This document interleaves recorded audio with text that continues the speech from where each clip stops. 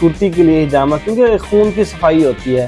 جیسے ہی خون کی صفائی ہوتی ہے تو جلد پہ بھی اس سے بہت اچھے اثرات نظر آتے ہیں۔ کوئی بھی ایشو نہیں ہے تو 3 ماہ بعد ایک دفعہ لازمی کرائے۔ اب ایسی ڈائٹس لی جائیں جن سے فیٹس ریموو ہوتے ہیں، تو اس میں خاص طور پہ اپنے آٹے میں بیسن کی روٹی کا استعمال کیا جائے۔ صرف بھوکا رہنا یہی موٹاپے کا علاج نہیں ہے۔ ڈائٹ کا مطلب یہ ہوتا ہے کچھ غذائیں جو آپ کو فیٹس بنا رہی ہیں انہیں چھوڑ دیا جائے، ٹھیک ہے، اور جو غذائیں آپ کی فیٹس تحلیل کرتی ہیں، فیٹس کو توڑتی ہیں، ان ڈائٹ کو آپ استعمال کریں۔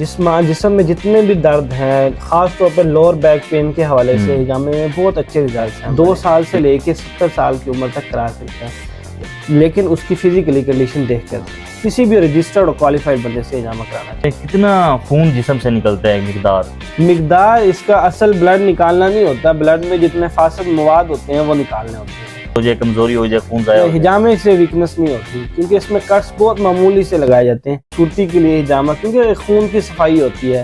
جیسے ہی خون کی صفائی ہوتی ہے تو جلد پہ بھی اس سے بہت اچھے اثرات نظر آتے ہیں۔ کوئی بھی ایشو نہیں ہے تو 3 ماہ بعد ایک دفعہ لازمی کرائے۔ اب ایسی ڈائٹس لی جائیں جن سے فیٹس ریموو ہوتے ہیں، تو اس میں خاص طور پہ اپنے آٹے میں بیسن کی روٹی کا استعمال کیا جائے۔ صرف بھوکا رہنا یہی موٹاپے کا علاج نہیں ہے۔ ڈائٹ کا مطلب یہ ہوتا ہے کچھ غذائیں جو آپ کو فیٹس بنا رہی ہیں انہیں چھوڑ دیا جائے، ٹھیک ہے، اور جو غذائیں آپ کی فیٹس تحلیل کرتی ہیں، فیٹس کو توڑتی ہیں، ان ڈائٹ کو آپ استعمال کریں۔